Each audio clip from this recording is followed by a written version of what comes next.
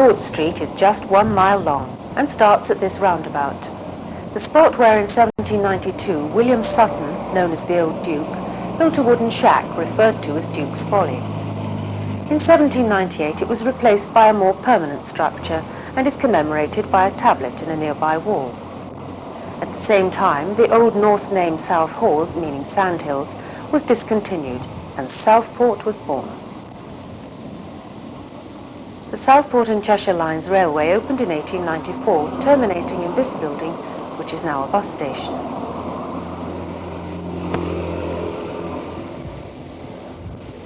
This bingo hall was formerly the Garrick Theatre, which arose from the ashes of the Opera House burnt down in 1929, itself a part of the vast 8-acre Winter Gardens complex.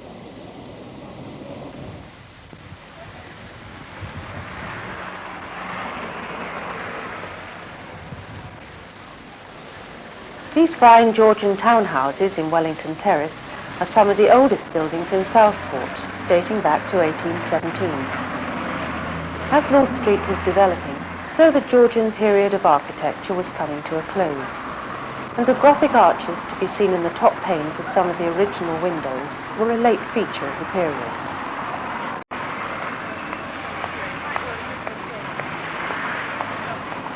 Today, the old and the new often stand side by side, and Viceroy Court stands stark contrast to the more sober buildings of yesteryear.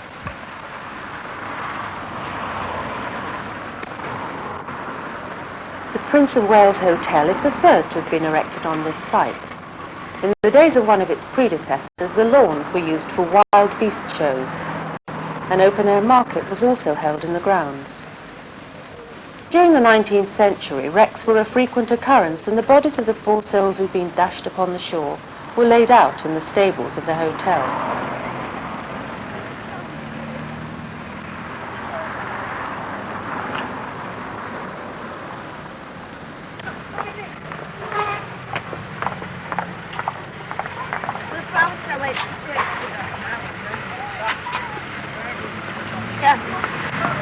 T.R. Heitmans have been trading in this building since the beginning of the century, and their beautifully restored veranda offers a glimpse of Lord Street in its Victorian heyday, a far cry from the trackway through the sandhills from which it developed.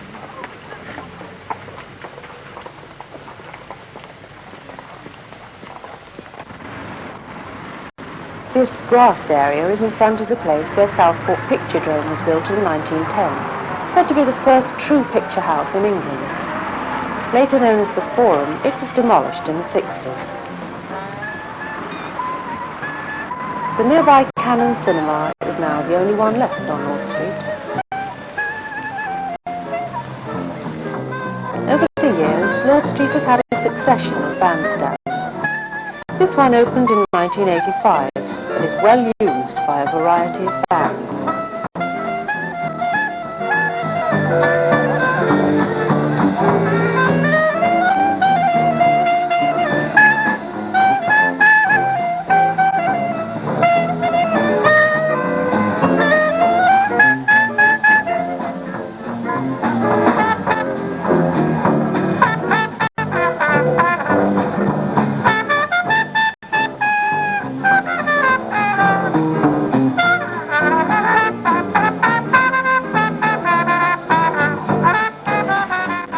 Southport has long been known for its gardens and floral displays, and from one of the town's oldest florists, visitors can take away a memory of the colour and fragrance of the resort. This black and white timbered building is the only example of a Tudor-style building on Lord Street, and despite its authentic look, was only built in 1903. The Atkinson Library and Art Gallery, with its interesting stone carvings, was built in 1878 for the sum of £13,500 and was a gift from Mr. William Atkinson. Princess Mary of Teck, mother of Queen Mary, laid the foundation stone for Cambridge Hall in 1872.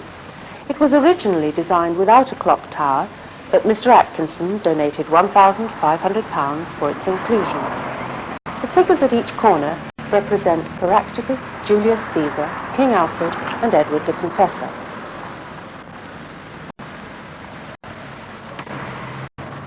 The Scaresbridge Hotel was built in 1821 and at one time attained a worldwide reputation as the centre of hare coursing. In 1849, a horse-drawn coach ran 6 days a week from here to Ormskirk to link with the newly opened Liverpool to Preston Railway. This Grecian temple, built of Portland stone with massive bronze doors, was erected in 1924 for the District Bank, now the National Westminster Bank.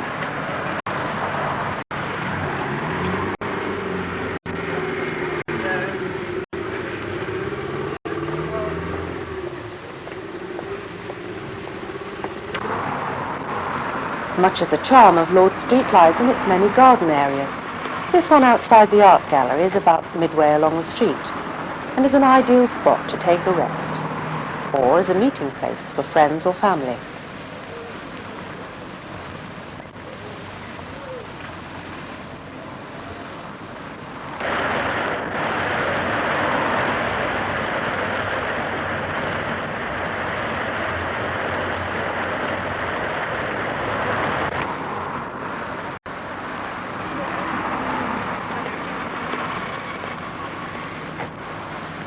The town hall opened in 1853 and has been used as offices, a magistrate's court and even a police station. A mixture of styles of Greek architecture, the balcony is surmounted by the figures of justice, mercy and truth.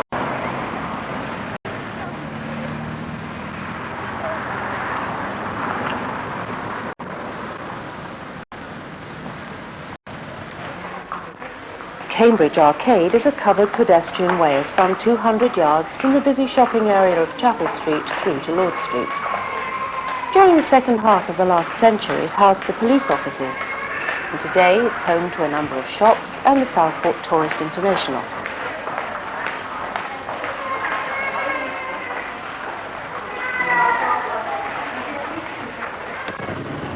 A cafe has existed here from the 1920s, catering for people wishing to quench their thirst while watching the world go by.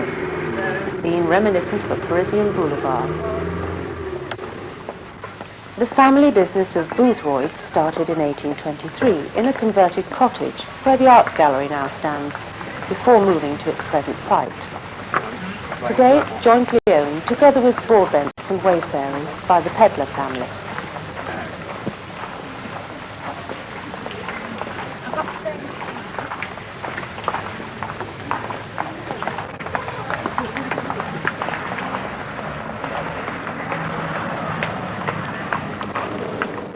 Wayfarers Arcade was formerly Burton's Arcade and was built by John Plummer in 1895 as Leyland Arcade. For a time it belonged to Cambridge University, bequeathed to them by Mr. Plummer. In the 1970s, a 10-year programme of restoration was started, with assistance from Sefton Council and the Historic Buildings Council, and in 1980 it won a Premier Award for conservation in the North West.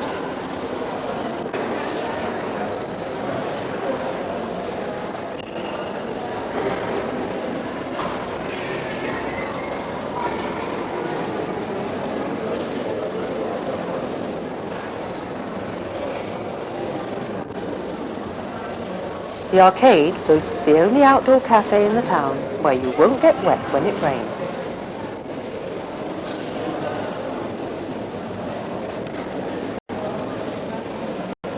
It also has a good selection of quality shops where you can window shop at leisure, protected from the elements.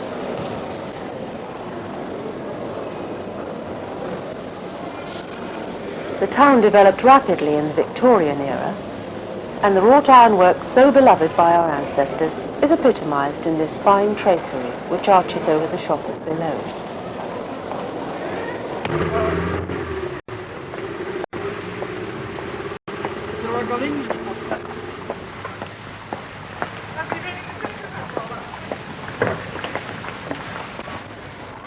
Christ Church was built in 1821 and is the oldest church in the centre of Southport. Originally it was a plain brick building with a west tower and seating for 600. Surely a true act of faith, for the population of Southport at that time was just 600. A chancel and transepts were added in 1850.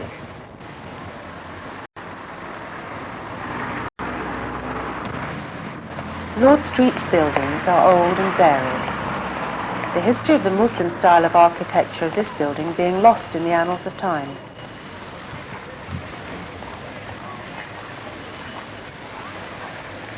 Southport has had a long association with banking, and Lord Street is favoured with many banks of bold designs, which were very popular during the last century. In recent years, one or two of these buildings have been skillfully converted into restaurants, which still retain much of their original character.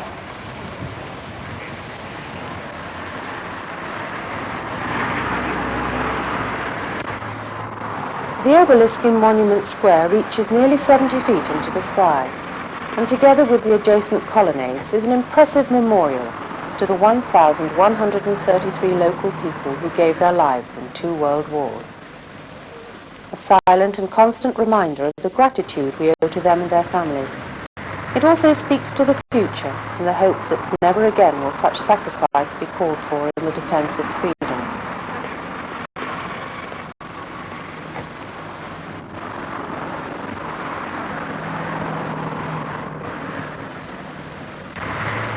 Southport's first post office opened in 1832 next to Boothroyd's and moved several times.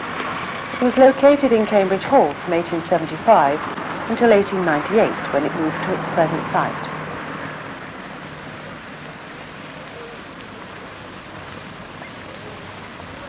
The new Sainsbury's store was the centre of much controversy before its construction on the site of the old Odeon cinema.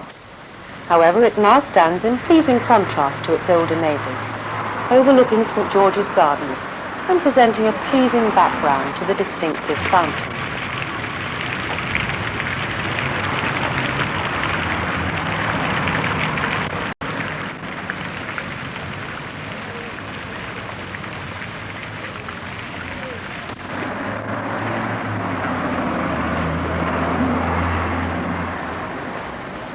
This wimpy bar was Sisson's Cafe for 50 years and Fletcher's Cafe prior to that, from the end of the 19th century.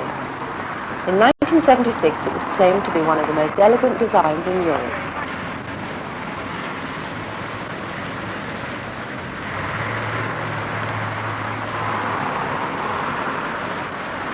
The landward side of Lord Street today is occupied by shops, offices, churches, banks, municipal buildings, a cinema, an hotel and the general post office. But once, most of this side of the street was taken up by private dwellings, some of which still remain, pleasant reminders of the past.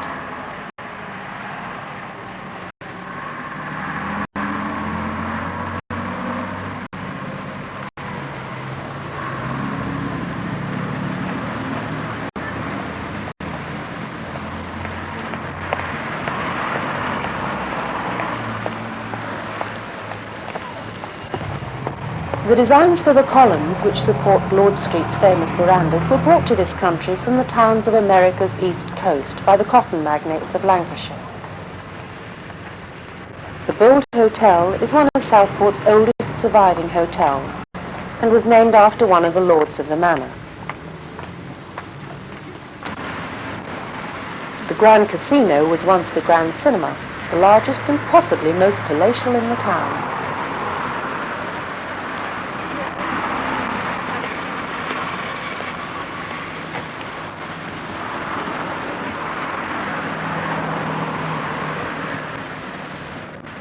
Where this furniture store now stands, there once stood a Victorian ice rink, and during the First World War, an aircraft factory.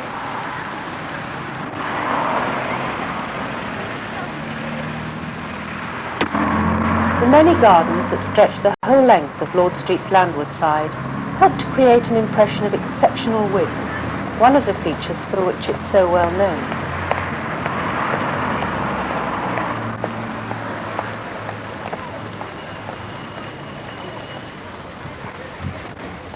This, then, is Lord Street, a street that vies with the best in Britain and is considered by some to be above comparison.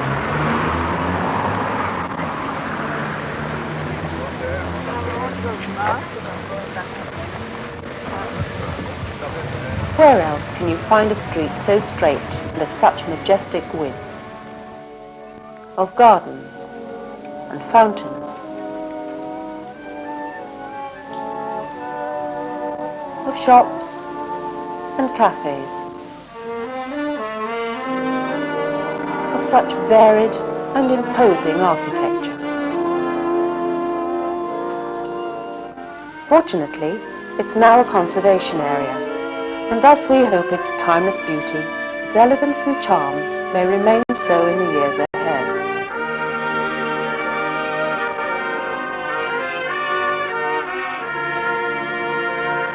Time now to relax with a refreshing drink or ice cream and reflect upon what we've seen during our walk, and bask in the living history of what was once a mere trackway in South Hawes, and today is Southport's famous Lord Street, a gentle mile